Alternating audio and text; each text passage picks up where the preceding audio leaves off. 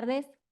Bueno, estamos llegando al final y luego de haber escuchado estos 15 maravillosos paneles que transcurrieron durante estos 2 días de jornada en este congreso que nos convocó y creo que nos deja muy conforme a todos con los expositores, moderadores. Y en este momento, junto a Néstor, tenemos el honor de poder moderar esta charla final a cargo de Alfredo García Muñoz. Muñoz García, bueno, que nos va a ilustrar un poco algunas palabras de todo lo que pudimos ver. He Néstor. logrado que nos mareemos y hasta te invertimos el apellido, ¿no? Con todo lo que nos han dicho. A ver, es un honor para mí estar en este cierre, súper agradecido.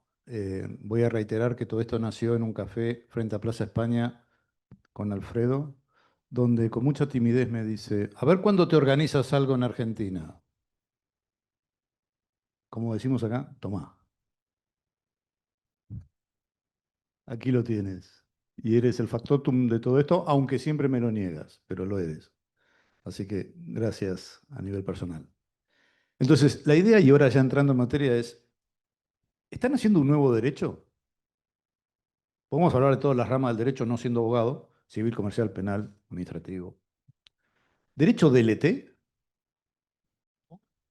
Bueno, primero, dar las gracias a todos los asistentes. Lo primero, porque llevamos aquí 2 días metidos y en España el primer día triunfas, el segundo la gente empieza a decaer. La tarde del segundo día hay una migración generalizada. Y aquí estoy viendo más gente que ayer, o sea, no sé qué está pasando. Porque además es que hoy puede que sea el último partido de Messi en Argentina y todavía estoy asombrado que la gente esté aquí aguantando a pesar de ese evento deportivo. Muchísimas gracias a la Universidad Austral, a la comisión organizadora, que llevan muchas horas, y lo he dicho, en este trabajo, ¿no? Ágana, Magalí, Néstor, Alejandro y Verónica. Yo creo que es muy importante que se haya hecho este debate. De hecho, a mí me ha sorprendido. Y me ha sorprendido por varias razones antes de responderte a esta pregunta, Néstor. La primera, por la asistencia. La segunda, por el nivel de los asistentes, no solo de los ponentes, sino de los asistentes en general. Veo un desarrollo superior al europeo en algunos aspectos sobre esta materia. Veo que la gente ve un desarrollo en algunos aspectos superior al europeo, en la iniciativa, en el planteamiento, en la cultura, incluso diríamos. Posiblemente porque de la necesidad se hace virtud y la gente aquí tiene unas necesidades superiores, ¿no? Necesitas buscar otras alternativas, ¿no? Nosotros estamos en Europa demasiado acotados, quizás, ¿no? Y aunque la normativa ya ha aflorado, pues quizás la cultura todavía no es de tanta innovación como quizás he aprendido aquí en este congreso, no solamente de ti, que ya lo sabía que eras el emprendedor del año, sino de otra gente, ¿no?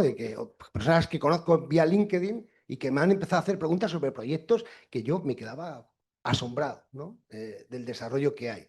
Entonces, enhorabuena, de verdad, porque creo que se puede hacer mucho, que hay mucho por hacer, pero que se puede hacer, que hay mimbres para hacer este cesto aquí en LATAM en general y en Argentina en particular, ¿no? Que, bueno, hoy Messi juega su último partido, pero la vida sigue y ustedes tienen que seguir avanzando y desarrollando todo lo que hay. Y que los países que no están, digamos, a este nivel regulatorio, pues pienso en Panamá, en Costa Rica, que han pasado por aquí, Bolivia, ¿no? Que, pues, es que los hechos te llevan por delante y o tú actúas o te van a barrer, ¿no? Y creo que en LATAM pues hay un mercado demasiado grande, amplio, para que los hechos te lleven por delante.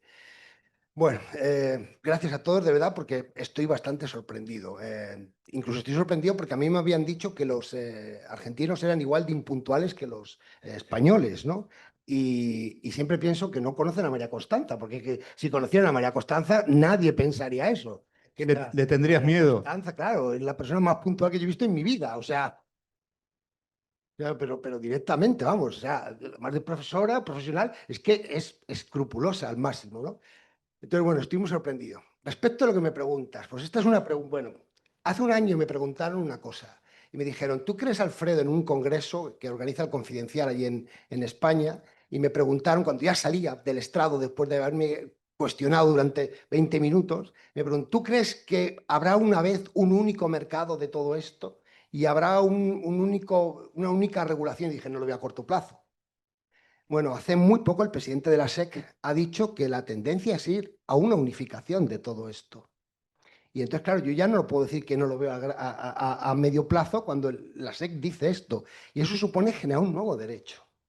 No es solo una adaptación. Si vamos, porque Fran lo ha dicho y algunas otras personas, hay criptoactivos que son mucho más complejos que instrumentos financieros. O sea, tú necesitas cumplir un MiFID para vender una acción, pero estamos pidiendo una regulación inferior para vender un Bitcoin o para vender otro tipo de criptoactivos. Y Bitcoin cuesta mucho hacérselo entender a la gente. Cuesta mucho. Los Bitcoiners quizás lo tengan superado, pero Bitcoin es muy difícil de poder explicar a la gente. ¿Por qué no es un activo financiero? Por ejemplo, que Juan Carlos me lo seguía discutiendo ayer. No es un activo financiero porque no genera ninguna obligación ni ningún derecho de crédito de nadie. Luego, aquí ha estado Alejandro explicando su propia naturaleza. No encontramos la naturaleza. Por cierto, si alguien cree que el Bitcoin es nada, yo estoy dispuesto a aceptar nadas. O sea, les doy mi wallet y ustedes me ingresan ahí lo que ustedes quieran. Yo soy un depositario de la nada, o sea, no tengo ningún problema. O sea, que es una nueva figura, el depositario de la nada. No tengo responsabilidad, pero yo me quedo con esos bitcoins. Entonces, yo creo, en España siempre hay un dicho que se acuñó que es nuevos hechos, nuevo derecho. Y yo creo que hay unos nuevos hechos y que cuando tokenizamos acciones, pues bueno, hacemos una variación, hacemos una modificación del régimen jurídico. Y la modificación que se ha hecho en Argentina es diferente de la que se ha hecho en España o de la que se está haciendo en otras jurisdicciones. Pero cuando tenemos Bitcoin, cuando aparecen instrumentos de inversión distintos, pues hay que hacer una regulación diferente. Voy a poner un ejemplo, claro, a mí me parece claro. Y Martín hizo una referencia ayer al depósito, ¿no? El depósito que llamamos irregular, ¿no? Cuando depositas fungible y pues lo que se produce es un efecto traslativo de la propiedad y conviertes al depositario en propietario del activo fungible.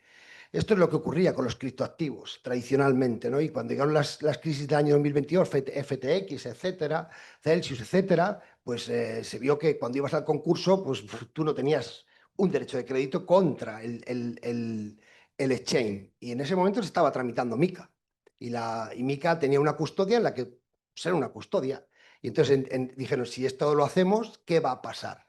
Pues que la gente iba a Celsius, decía, no me dan el activo. Pues el próximo Bitcoin o criptoactivo que yo compre, no voy a ir a un custodio.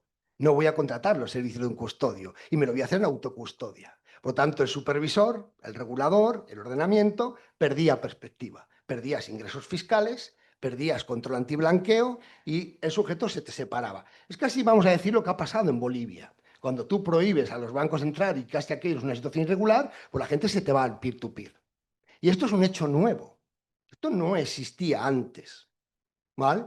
Y entonces, claro, ¿qué hizo MiCA? Pues cambió la regulación. Y ahora la custodia en MiCA, tal y como se aprobó, no es una custodia de activo fungible, sino que es una custodia fiduciaria. El custodio tiene que tener separados sus criptoactivos de cada uno de sus clientes y los tiene que tener identificados. Y este es un régimen que soslaya el régimen tradicional del depósito irregular. ¿Por qué? Porque las necesidades son distintas. Si tú no me atraes para que yo esté en un prestador de servicios, me voy a ir al peer-to-peer. Y esto a veces no se entiende. Yo le he dicho al legislador español, al legislador, bueno, de segundo nivel, no al de arriba, porque ahora mismo creo que no tiene mucho sentido, pero al de segundo nivel, no, ni siquiera hablo de la CNMV, sino al legislador tributario. Yo he dicho, si vosotros queréis tener control de esto, dar incentivos fiscales a la custodia de prestadores de servicios. Porque ahora mismo el legislador fiscal, el regulador fiscal, pues se da cuenta que no puede controlar. ¿Cómo no voy a poder controlar yo esto? No puedes controlar. Acaban de regular un embargo, pero claro, un embargo vía exchange. Pero lo que tú tengas peer-to-peer me tienes que torturar para sacarme las claves. ¿Vale? Pues si no me torturas, yo no te voy a dar mis claves. Y en España, de momento, la tortura no está permitida. ¿Vale? Pues puede que todo cambie, pero hoy por hoy no está permitida. Alfredo, tendrías que tener dos wallets, una con unos satoshis, que es las que pases después que te torturan, y la otra te la guardas. De hecho, hay gente que tiene varias wallets y cuando Hacienda le pide algo saca una wallet, pero no sabes dónde tiene lo demás. Cambio Porque, chico. claro, porque se han establecido obligaciones de declaración cuando tú tienes en un prestador de servicios fuera del territorio, pero no en lo que tú tienes propio. Tienes que declarar las transacciones, pero las transacciones, pues hay gente que no lo declara. ¿Vale? De hecho, pues todos sabemos de cuentas en Twitter particularmente que se dedican a dar clases de cómo llevar tu wallet privada sin que aquello se pueda detectar inicialmente. Claro, también se ha dicho, Bitcoin es seudónimo, ¿no? Por ejemplo, hablo de Bitcoin, pero hay otros muchos criptoactivos. Es seudónimo, pero tú tienes que poner muchos recursos, focalizar muchos recursos para hacer una trazabilidad completa de Bitcoin. Por ejemplo, Monero va al anonimato. Y por eso el anonimato, por ejemplo, en la Unión Europea se prohíbe desde el año 2027. Porque ya se sabe, pero volvemos a lo mismo. Yo no puedo comprar Monero, sí, lo que no puede Monero es ofrecerse en la Unión Europea desde el año 2027. Los prestadores de servicios no pueden cotizar Monero en la Unión Europea, pero yo me voy a la web fuera de la Unión Europea y compro Monero. Es lo mismo que Tether. O sea, yo no podré comprar Tether en Bit2Me España, pero podré comprar Tether en Bit2Me Argentina. ¿Vale? Tendré que ir a Bit2Me Argentina y Bit2Me España no podrá ofrecerlo, pero podré seguir comprando Tether como está ocurriendo. Y esta concepción pues, implica una forma de regular diferente que sea funcional, porque si no atendemos esa funcionalidad, se perderá y la gente creará una economía paralela. Y el legislador perderá ingresos, se perderá el control antiblanqueo, etcétera, etcétera. Entonces decimos, nuevos derechos, esto es una evolución de la tecnología. Todo es una evolución, pero esto es una evolución muy disruptiva. Y estoy contando casos. Hay otros que no puedo contar, pero estoy contando casos que son de conocimiento generalizado. Entonces, tenemos que ser conscientes de que aquí el peer-to-peer, la autocustodia, genera una situación diferente de como teníamos hasta ahora. Por ejemplo, no lo hemos comentado, en las acciones tokenizadas, en las ERIR, en las infraestructuras de mercado, la ley de mercado de valores, pero lo hace también la ley alemana, lo hace la ley de Luxemburgo, lo hace el decreto ley de Italia, pide que los mercados tengan una puerta de atrás. Y esos mercados tienen que tener una puerta de atrás porque si un juez ordena embargar esos instrumentos financieros, tiene que haber un mecanismo para que el mercado pueda embargarlos. Pero si tú tienes Bitcoin, no hay puerta de atrás. Solo tienes puerta de atrás si estás en un exchange. Entonces hay que favorecer que la gente vaya a un exchange para que se puedan cumplir las reglas del juego. No te veo bien en eso. No, si yo no digo que esté bien o no, pero digo, ¿y cómo favoreces eso?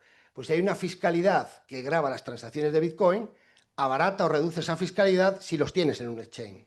Tampoco me convence. Vale, bien, si no te puedo convencer, pero puede que haya gente que diga, bueno, no me importa pagar menos y tener un exchange porque lo tengo más seguro. De hecho, pensemos que 40% de los Bitcoin están en exchange, a pesar de que no hay un tratamiento fiscal.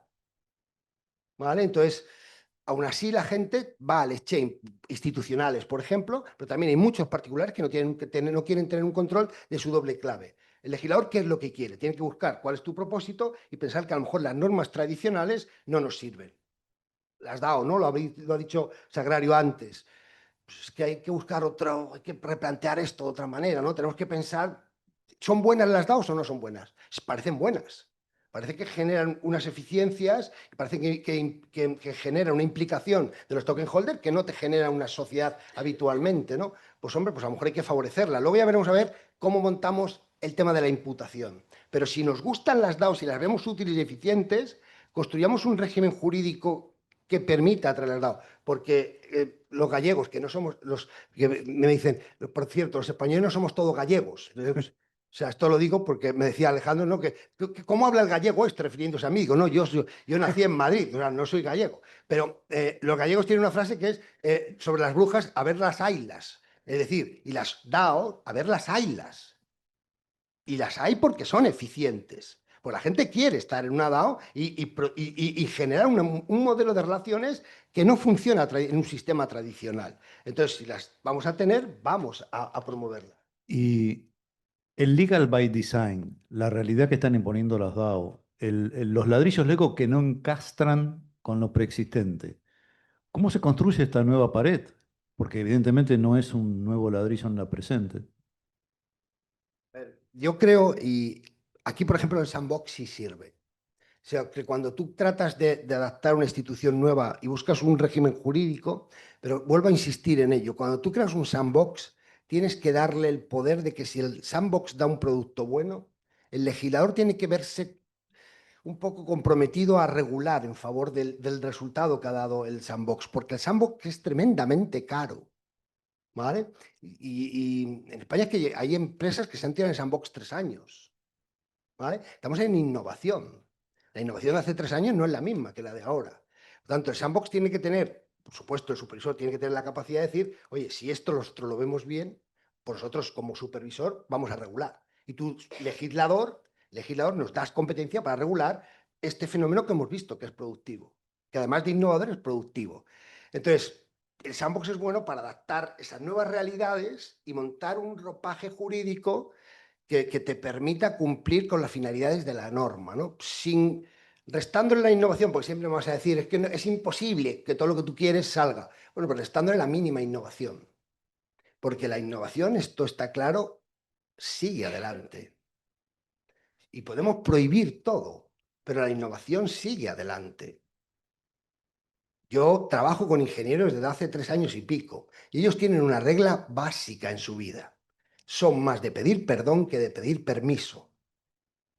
Y esto a mí como jurista me rompe, porque yo primero pido licencia y luego ya veo qué hago. Ellos hacen y luego ya ven a ver cómo lo encajan. Entonces yo soy el del rotulador rojo con los ingenieros. Esto no, esto no, esto no, esto no. No me invitan a la cena de Navidad, pero en mi papel de decirle qué no se puede hacer. Pero ellos lo hacen, lo desarrollan, lo meten en un entorno controlado y luego ya ven a ver si aquello produce. Ellos innovan. Los ingenieros tienen una cabeza...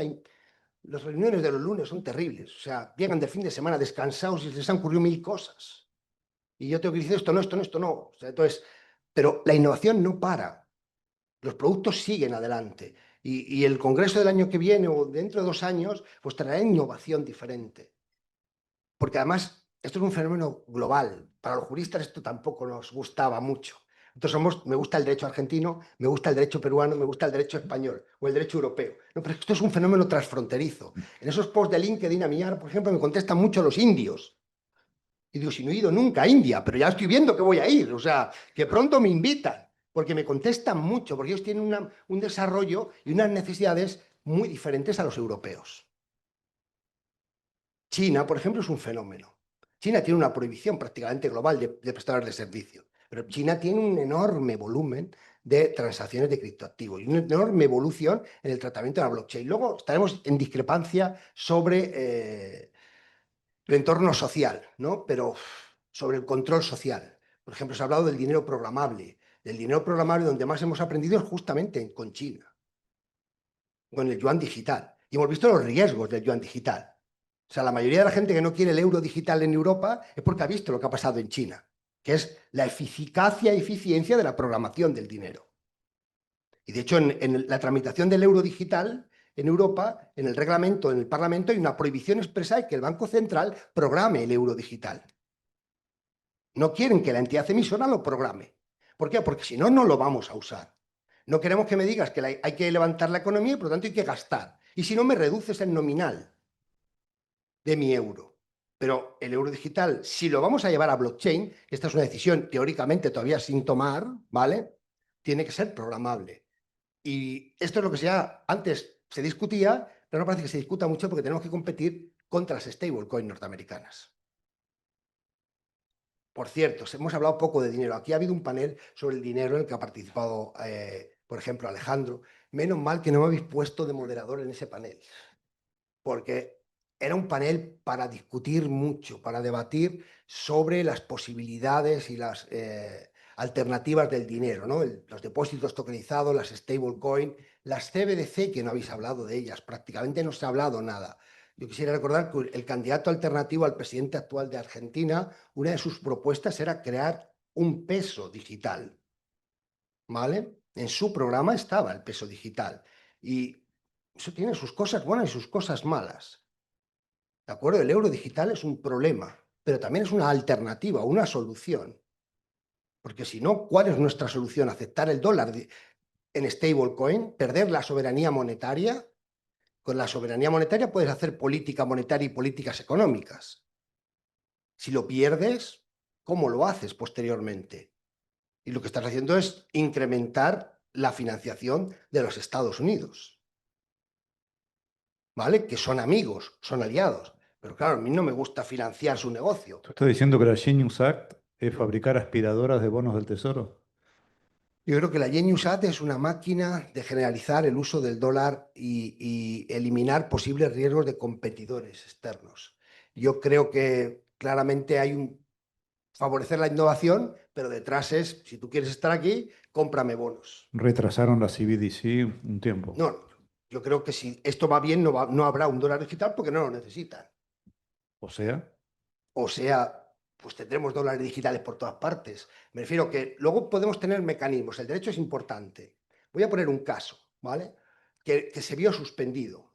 Ucrania estaba regulando la tecnología blockchain y los criptoactivos. Y vino la guerra, vino la invasión y se paralizó. Pero en esa ley de Ucrania, en ese proyecto de ley que favorecía el uso del blockchain en todas las administraciones públicas, había una prohibición. Ucrania siempre ha querido estar en la Unión Europea. Ese era su objetivo. Ellos ya veían los problemas que implicaba ser vecino de Rusia y no estar ni en la Unión Europea ni en la OTAN. Recuerden que con la invasión de Ucrania ha habido varios países nórdicos que siempre han ido por libre por el mundo, que inmediatamente se incorporaron a la OTAN, ¿vale? Porque querían una protección común. Y Ucrania tenía en esa ley una norma: Ucrania quiere entrar en la Unión Europea y quiere entrar en el euro. Y en esa ley había una norma por la cual el Bitcoin no tenía efectos extintivos de una obligación. ¿Vale? Por lo tanto decimos, no, es que no se puede luchar contra el Bitcoin. Bueno, el derecho tiene argumentos, tiene armas. Otra cosa es quién las pone encima de la mesa. Pero si tú pagas con un Bitcoin una obligación y resulta que no la has extinguido y el otro te puede volver a reclamar, aquí ya te lo piensas dos veces en el uso del Bitcoin. Ya sabemos que este no es el camino. Sabemos que el camino es el contrario. Estados Unidos claramente está favoreciendo Bitcoin. Y claro, Estados Unidos tiene un gran peso en el mercado, ¿vale? Bueno, un gran peso no. Ahora mismo es el gran peso. Y creo que lo que está haciendo Donald Trump pues, es colocar ese peso en el centro. Pero esa es una norma en la que si te lo hacen Estados Unidos y Europa y te aprueban una norma similar, Bitcoin puede tener una leche en el mercado. Y entonces tradúzcanos qué significa una leche. pues puede tener una caída relevante porque en Bitcoin, aunque sea un activo de inversión especulativo, pues la gente piensa porque lo puede utilizar para pagos. En España, por ejemplo, Bit2Me tiene un dato de que hay ya más de 3.000 empresas que te aceptan pagos en Bitcoin. Otra cosa es que no lo pagues porque el problema fiscal está ahí. Alejandro decía que la gente no utiliza criptomonedas, no para pagos. Estoy de acuerdo directamente. El stablecoin sí, pero no Bitcoin, pero por la fiscalidad. Digamos, quítame la fiscalidad y veremos a ver cuánta gente empieza a pagar en Bitcoin. ¿Vale? Porque a lo mejor sí que hay un uso generalizado de Bitcoin. Pero claro, metes la fiscalidad y ya me lo pienso dos veces. Sobre todo en un mercado alcista, claramente alcista como el que tenemos en estos momentos. Entonces, la Unión Europea puede decir, por ejemplo, por las stablecoin que vengan en dólares, las prohíbo. O sea, no se puede extinguir una deuda. Claro, te vas a enfrentar a quién te vas a enfrentar. Si ahora pagamos unos aranceles del 15, pues prepárate para los aranceles que vienen. ¿Vale? Entonces, claro, uno tiene que saber con qué carta, pero el ordenamiento sí te puede dar algunas armas, pero tienes que ver con qué las aplicas y qué conductas vas a favorecer. Y la tecnología ahora te permite cosas que no te permitía antes. Y esto hay que ser conscientes. Y tenemos que ser conscientes los usuarios, los estudiosos y sobre todo los reguladores. Los reguladores y los legisladores. Los reguladores yo creo que saben claramente los problemas que hay aquí. Y si no lo saben, lo preguntan. A mí lo que me da pánico son los de arriba del todo, que ni saben ni quieren aprender. Pero que son los que te dictan la norma y a partir de aquí hay que desarrollar todo. Entonces, cuidado con esto porque ahora tenemos un alcance transfronterizo global en algunas normas y entonces puedes favorecer tu economía o llevártela por delante. Por ejemplo, a mí me sorprende, ¿no? Estaba aquí Oliver hace un rato. Me sorprende que un país como Panamá, pero también Costa Rica, pero un país como Panamá que ha sido siempre tan avanzado financieramente, esté tan retrasado en el ámbito de los criptoactivos. Y se lo dije el año pasado al supervisor de mercados y luego se lo dije al supervisor bancario en el Congreso de FELABAN, de la Federación Latinoamericana de Bancos, que fue a lo que yo fui a Panamá, pero di 3 conferencias en 2 días en Panamá, ¿vale? Porque la gente empezó a ver que aquello generaba problemas. Y dije aquella frase de cuidado con la OTAN, que puede tener, perdón, cuidado con el Gafi, que puede tener un poder destructor tan enorme como la OTAN. No te va a bombardear, pero te va a dejar el sistema financiero hecho un Cristo. De hecho, aquí hemos oído a muchos supervisores que han dicho nosotros actuamos porque vino el Gafi. ¿Qué opinas respecto a los Sí, emergentes? estoy opinando todo el rato. No, bueno, sigue en la línea, por favor. ¿Qué opinas de los emergentes de este Congreso en términos generales en cuanto a aportación de valor? Ayer la mesa de supervisores fue increíble. O sea, tengo que reconocer y daros las gracias de que me hayáis puesto de mediador, iba a decir. Sí, en algún momento tuve un papel de mediador, pero de moderador, ¿no? Porque a mí me cuesta mucho ser moderador y no entrar en el debate. Fue increíble porque vimos muchos niveles de desarrollo de todo esto de entre los emergentes. Salvador no tiene nada que ver con Bolivia, por ejemplo. O sea, creo que aquí había una escalera, ¿no? El Salvador estaba ahí arriba del todo. Luego teníamos a la Unión Europea, que había avanzado menos, pero en un paquete. Por ejemplo, me sorprende mucho que nadie piense en algo que ha comentado antes mi compatriota en la anterior mesa, que es la relevancia de la ciberseguridad.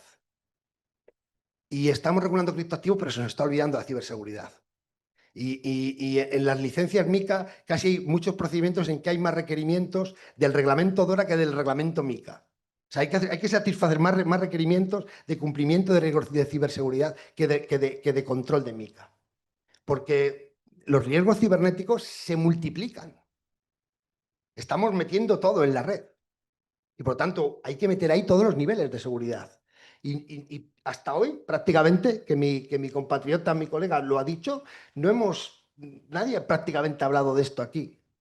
Entonces, esto hay que tener cuidado con ello porque los hackeos existen. Y no solamente existen a nivel de 4 chavales, hay estados que sabemos que son estados creados, bueno, que dotan muchos recursos para hackear. Entonces, cuidado con los niveles, ¿no? El Salvador, por ejemplo, pues tiene un nivel muy alto de legislación, pero a lo mejor también tiene que preocuparse de estas cuestiones. Bolivia está al principio. Entre medias estaría Argentina y detrás de Argentina lo veo Uruguay, ¿no? Y Europa, pues estaría entre Argentina y El Salvador. Entonces, era muy bonito ayer ir viendo cómo íbamos bajando, subiendo, como había gente que había hecho cosas, habían planteado otras cosas.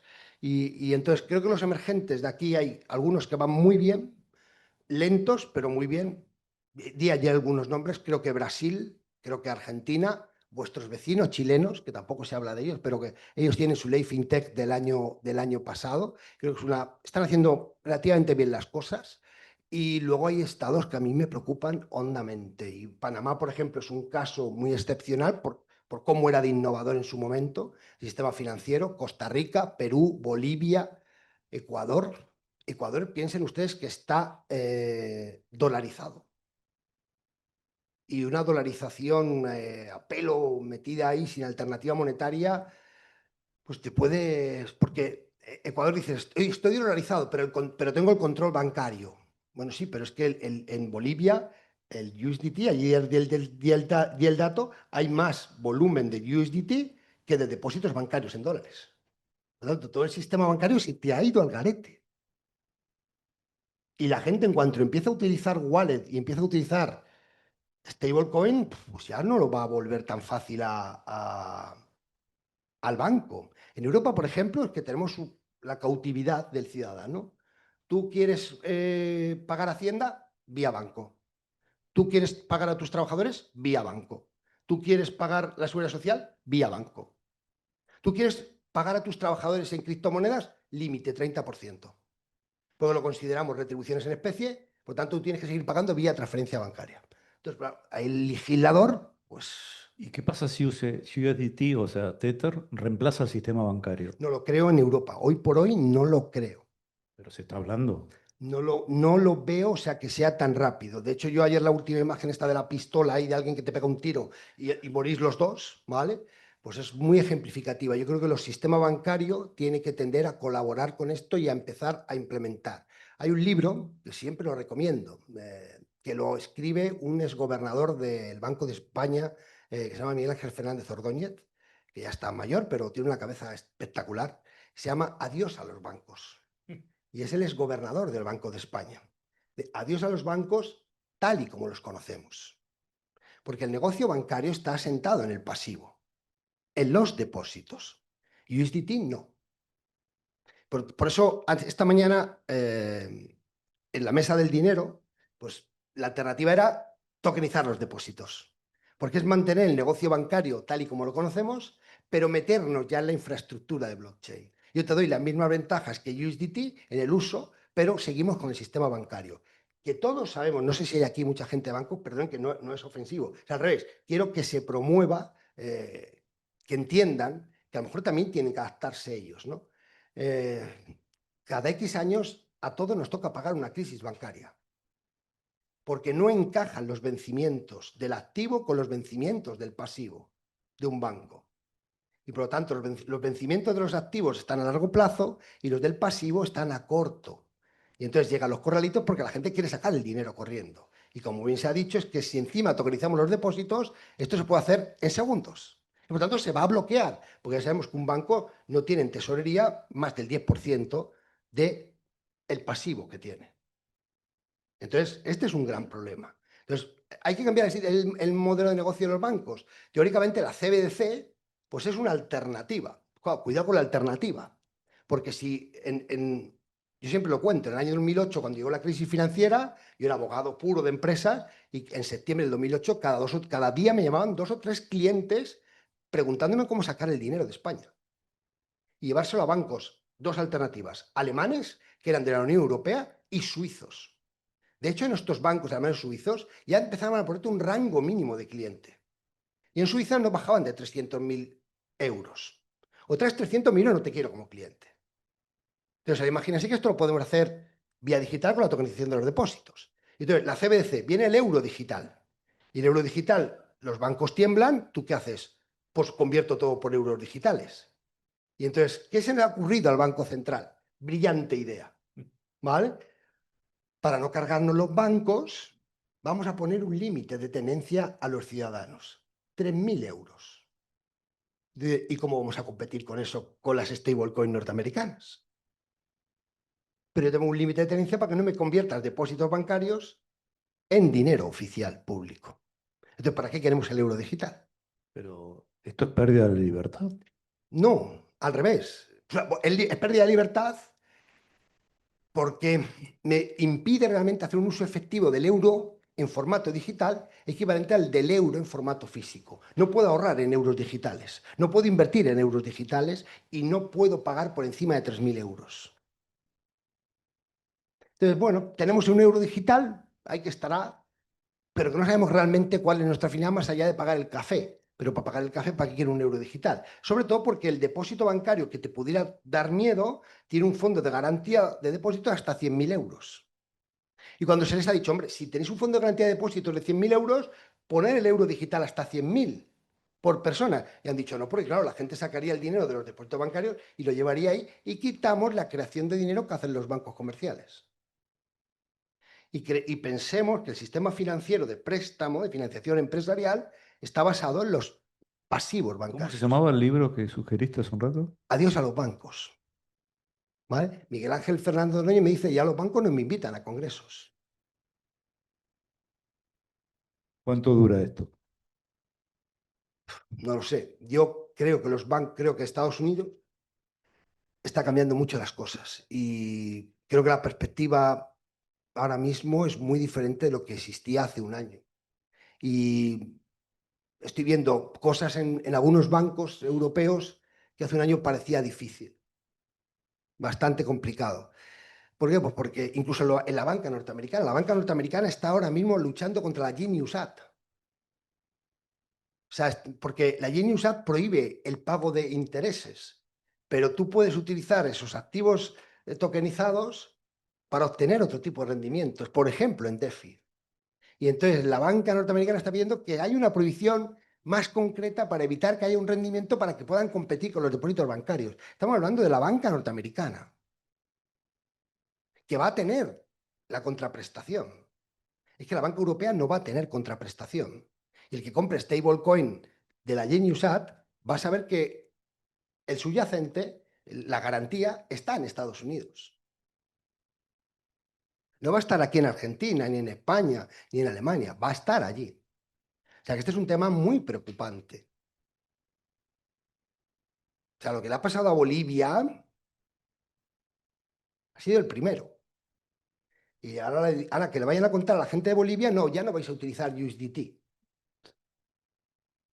Si están saliendo de Bolivia. Se van a Paraguay y a otros países, me cuentan incluso ustedes aquí, y van y sube el precio del USDT porque ya se agotan en esos países paralelos, o sea, circulantes. Bienvenido a Latinoamérica. Es aburridísimo Europa en eso, ¿no? Bueno, también tenemos nuestras cosas. O sea, ya se lo dije a mi supervisor, y que él no tiene la culpa, por supuesto, pero que nosotros hacemos cosas extrañas. ¿Qué sería eso? Sí, MiCA, la principal regulación de MiCA son los tokens referenciados activos. 50 páginas de boletín oficial del Estado. Y cuando salió aquello me lo tuve que comer por si venía algún proyecto. Métetelo entre pecho y espalda, entender todo aquello, hacerte tu resumen y estar preparado para responderle a alguien que te pregunte. Hay 0 proyectos en la Unión Europea sobre esto. Con el debido respeto, me cago en la leche de las 50 páginas que me he tenido que comer. ¿Vale? Incluso estábamos ilusionados de que llegara algún proyecto potente. No ha llegado ni uno. ¿Y por qué crees? Porque es inviable el modelo de negocio que plantea la Unión Europea en los tokens referenciados activos, porque ya tiene otro dinero tokenizado, que son el e-money token, el dinero electrónico tokenizado, y dice que se vaya por aquí la gente, y además en euros, porque como lo hagas respaldado en dólares o en vuestra moneda, en el peso argentino, Fuertísimo. te limito el número de operaciones diarias y el volumen completo que tú puedes estar. Entonces, en un volumen de 400 millones de potenciales usuarios, ponerme esas limitaciones tan bajas, pues ha hecho que nadie haya pedido un proyecto de estos. Ni uno solo. Ni sé que haya nadie que tenga intención de presentarlo. ¿Vale? 50 páginas, léanselo ustedes en el boletín del diario oficial de la Unión Europea. La principal regulación es sobre esto. Porque luego están los prestadores de servicios que tienen menos páginas que los tokens referenciados activos. Que es donde realmente estamos viendo que hay mucho que hacer y que desarrollar. Donde la CNMV está volcándose todo el trabajo para regular a los prestadores de servicios. Aquí se ha dicho también, no sé si fue Gonzalo o quién lo dijo, la CNMV, por ejemplo, está haciendo un trabajo extremadamente arduo, pero estamos compitiendo entre 27 estados y hay algún estado que ya ha sido señalado expresamente. Por ejemplo, se ha dicho Malta. Tú estás dando licencia muy fácilmente. Pero la licencia de Malta vale exactamente igual que la licencia de la CNMV. Pero se la percibe de inferior calidad, quizás. Ya nadie sabe quién está en Malta. Por eso, por ejemplo, Bit2Me, que la ha obtenido hace muy poco, pues él insiste en decir, nosotros somos licencia de la CNMV. Para que sepa la gente que vamos con todas las garantías. Porque insisto, que el gran problema no está siendo, pero el gran problema verdadero en la obtención de la licencia son los requerimientos de DORA, del Reglamento de Resiliencia Operativa. Que aquí en LATAM creo que esto se ha olvidado un poco. ¿Tú crees entonces que después de la complicación que ha hecho Europa con toda su normativa y su complejidad, y lo pendular de un Gary Gensler y un Paul Atkins con el mismo organismo detrás, es la oportunidad de la TAM? Pues yo creo que negar eso me parecería, yo después de lo que veo aquí, yo creo que me tengo que ir con la impresión de que ustedes tienen que hacer algo ahora. Pretender hacerlo El Salvador por su cuenta, Argentina por su cuenta, Chile por la otra, Bolivia por la otra, cada uno a un ritmo. Esto es muy complicado hacer algo. O sea, ustedes me tienen que dar una credibilidad para que los inversores vengan aquí. Y entonces, no sé si ha sido Ana, lo ha dicho, ¿no? Te vas a El Salvador, muy bien, joder, tienes ahí todo, ya, pero ¿y a quién le vendes esto? ¿Puedo agregarte algo? Ayer Juan Carlos Reyes dijo, no vamos a aceptar proyectos de tokenización de real world assets cuyos subyacentes estén fuera del Salvador. Porque no voy a estar exportando, uso esa palabra, supervisores que vayan a ver que no sea una estafa en el lugar que está sucediendo el activo. Yo creo que eso es un error de planteamiento, pero claro, no sé si es fácil, no voy a decir hacer un mercado común, pero hacer algo de reconocimiento de reciprocidad de las licencias y de crear un mercado en el que tú puedas vender producto argentino en todo el continente y producto salvadoreño en todo el continente. Sí, ya lo sé, de la frontera de México para abajo, ya lo sé, ¿vale? Pero es que hay mucha gente aquí, hay mucha proyección, muchas posibilidades. Y pues, no sé si eso es factible desde un punto de vista político, desde un punto de vista de geopolítica y sobre todo de análisis económico, parece lo más acorde, ¿no? En un mercado transfronterizo en el que como muy bien se ha señalado también, tú puedes irte a pedir servicios donde tú quieras. La solicitud reversa te permite ir a cualquier sitio. La Unión Europea puede decir, aquí no se puede ofertar algo. Bueno, pero yo me voy a por ello. Tú no me puedes prohibir, fácticamente, puedes prohibirlo con una norma, pero ¿cómo me sancionas? A veces incluso cómo sabes que he incumplido. Entonces no tiene ningún sentido. La Unión Europea lo que dice es, aquí tú no puedes ofertar esto, pero yo no te puedo prohibir. Y un exchange europeo no puede aceptar Monero a partir del año 2017. Pero en peer-to-peer, ¿cómo prohíbes una transacción de Monero? No vas a poder hacerlo. Entonces, vamos a tener una especie de doble economía criptográfica, activos Pero sin fíjate esto, alcance europeo y otros con el que lo tengan. pero imagínate una zona común digital latinoamericana. Me la imagino. Hasta ahora no pudimos tener una moneda común por las asimetrías macroeconómicas de los países. Pero ahora hablamos de cosas y un metro cuadrado mide lo mismo en cualquier país. A ver, el euro, o sea, me refiero, el euro, la unificación del euro es dura. O sea, y las economías no estaban, algunas tan distantes como están aquí en LATAM. Y fue dura para España. O sea, pasamos de pagar, siempre se pone el ejemplo, un café 100 pesetas por 1 euro. Y eso eran 166 pesetas, prácticamente. Entonces, la unificación monetaria es otra cosa diferente. Yo creo que hay que empezar por una unificación de mercados y luego ir viendo. De hecho, yo creo, por ejemplo, que Grecia, si hubiese dado cuenta de lo que venía, no hubiese entrado en la unificación monetaria. Y España es posible que también se lo hubiese pensado. ¿Vale? Ahora, yo doy gracias de que entramos. ¿Por qué? Porque impide que mi legislador manipule. Pero se endeudan. Sí, pero con el control de deuda es europeo. O sea, España se endeuda porque Europa le dice hasta aquí te puedes endeudar. Maastricht. ¿Vale? O sea, que no te puedes endeudar más de lo que yo te diga y tú no puedes emitir moneda. Pero eso es muy complicado. Entonces yo creo que hay que pensar en cosas factibles. Y las cosas factibles es que quien innova y crea un buen producto pueda abrirlo al mercado global, ¿no? En general y en particular al mercado latinoamericano. Si no hacéis esto, pues seguramente vais a tardar más, ¿no? Porque tenéis que competir con otros monstruos. O sea, Europa, vamos tarde, vamos con mucha burocracia, pero va. Y hay un mercado de 400 millones de un estado de eso que se llama el primer mundo. Aquí la mayoría de los estados son emergentes, ¿vale? Y necesitan un mayor impulso, pero se necesita... Y claro, ¿quién tiene que hacer ese acuerdo político? ¿Los supervisores? ¿Lo va a hacer Roberto? ¿Lo va a hacer Juan Carlos? No, tienen que hacer los de arriba. Uf. Habría que congelarse un par de siglos y despertarse luego, ¿no? No, yo animo a que se haga, pero hay que pelear por ello. No es fácil. Bien. No sé si tienes algo más. Sí, bueno, de la mano de lo que comentaste de la ciberseguridad y demás, vemos que en todo este mercado a veces no se avanza porque también hay mucho desconocimiento, temor, ¿no? Vimos todas las problemáticas que se generan y respecto, delimitándolo al mercado de criptoactivos, ¿no? Más que nada. Te quería preguntar qué acciones legales vos considerás que podrían tomarse como para trabajar en generar mayor confianza, mayor seguridad jurídica. Creo que la ciberseguridad es una muy importante y no sé qué otras cuestiones más nos puedes recomendar a raíz de todo lo que vimos que se está generando, ¿no? A ver, aquí yo creo que Roberto lo dijo aquí, el supervisor necesita regular, y Fran lo defendió muy bien, necesita regular no solo a los sujetos, sino al objeto. Y el caso más claro que vosotros habéis tenido aquí en Argentina es el de la meme coin Libra. Porque paralelamente a ese supuesto, en Italia aparece una meme coin que se saca del mercado porque no ha cumplido la legalidad vigente sobre el white paper.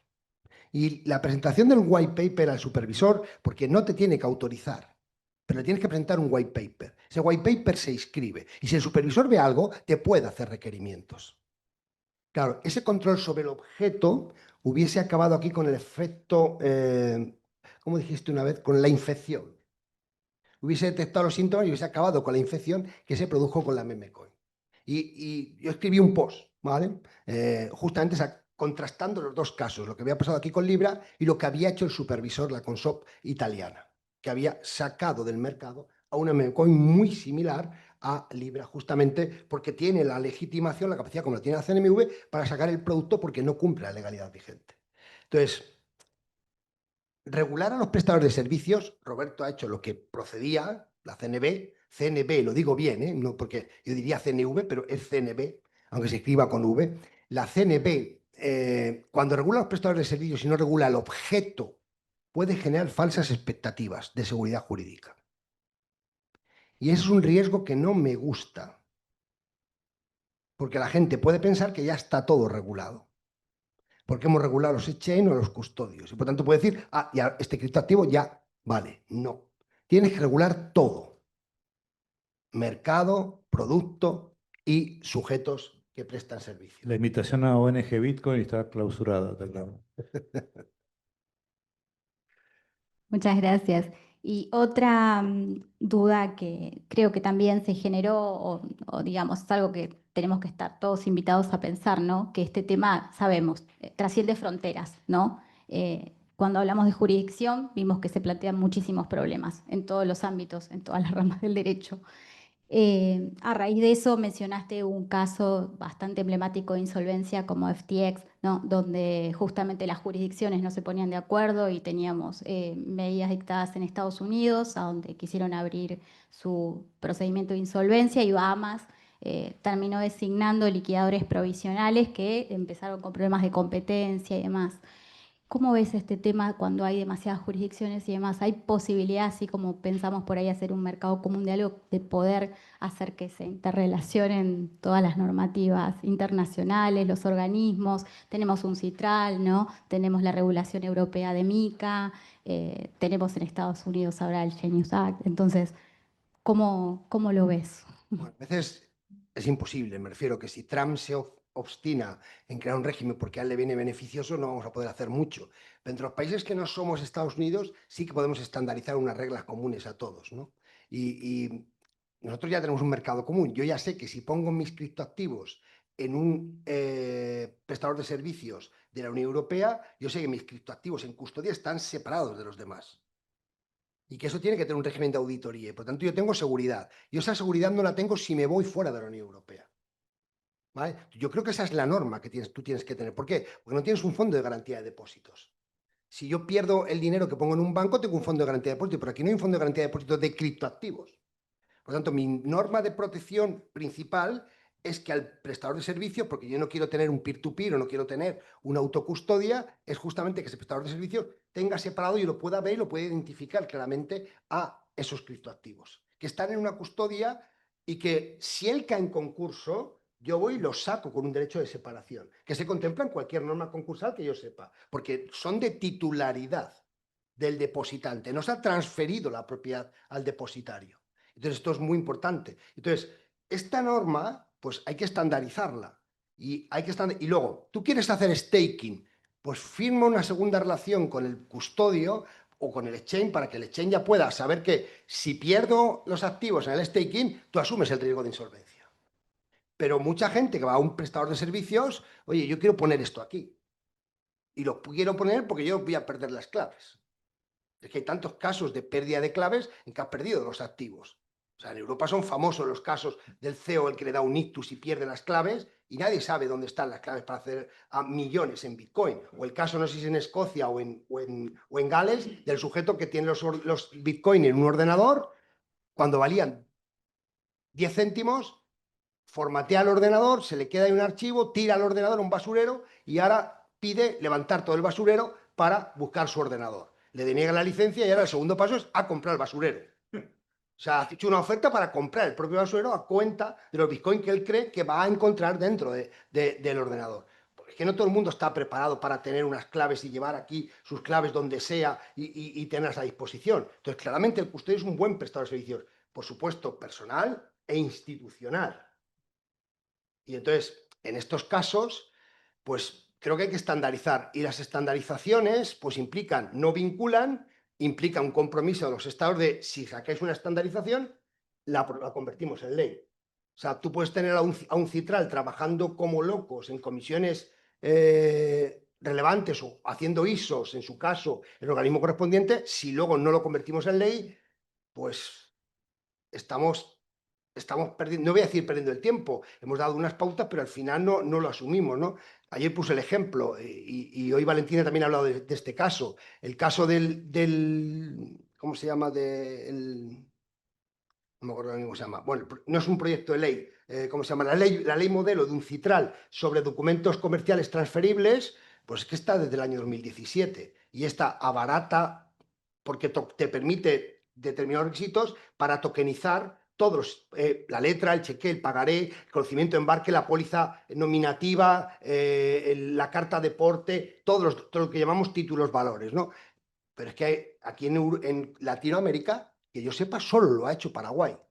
Y en Europa lo ha hecho Inglaterra en el año 2023 y Francia en el año 2024. Pero si es una norma y ya te han dado el trabajo hecho, extraordinario para abaratar. Pero los legisladores, nosotros tenemos allá a todos los supervisores de este ámbito y a todas las asociaciones que quieren hacerlo, pero el legislador no lo lleva.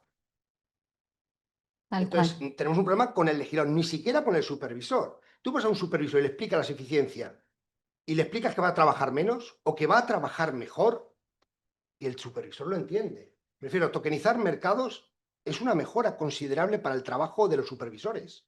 Tú colocas un nodo. O sea, a la CNMV en uno de los proyectos que hay lo llaman el mirón, porque tiene un nodo allí para controlar todo el mercado, lo que no tiene ahora, y le permite actuar en tiempo real. Ni siquiera necesita reporting porque lo va a generar la propia red.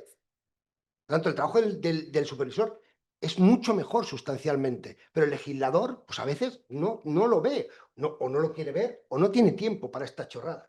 Pensará él. ¿Estás cansado?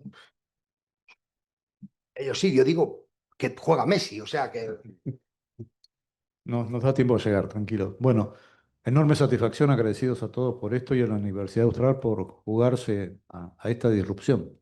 Pues de hecho este congreso es una disrupción y que ustedes sean protagonistas nos llena de satisfacción, sobre todo que va a haber más congresos, porque esto ya pasa a ser una marca y hay ciertas propuestas de que el próximo sea en Mendoza, quizás, así nos acompañamos de líquido producto. Figura jurídica, no hablen de otra cosa, ¿eh? Bueno, agradecemos toda tu compañía, todas tus experiencias, lo que has compartido con nosotros. Valoramos muchísimo la participación y la colaboración de organizar junto a nosotros la Escuela de Práctica Jurídica de la Universidad Complutense. Desde el lado del Departamento de Derecho de la empresa, agradecemos la asistencia de todos, haber compartido tanto a los panelistas, a los moderadores, a quienes colaboraron, a todo el público asistente.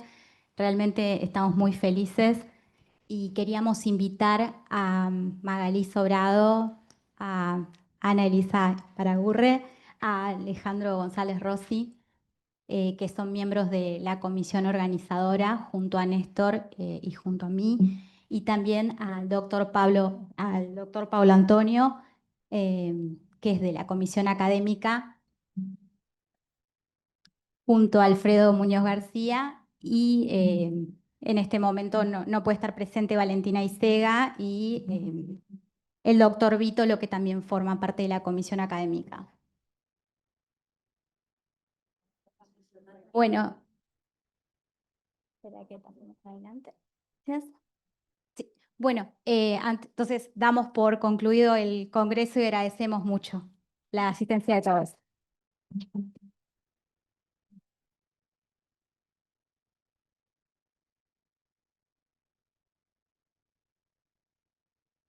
No terminó el trabajo, vamos a hacer un documento de todas estas jornadas, vamos a tardar algunas semanas, usamos inteligencia artificial y también utilizamos la inteligencia de muchos colaboradores que han tomado nota, les agradezco muchísimo y bueno, estoy muy contento, no terminamos, pero vamos a seguir un poquito, esperemos encontrarnos en Mendoza el año que viene, gracias a todos por favor.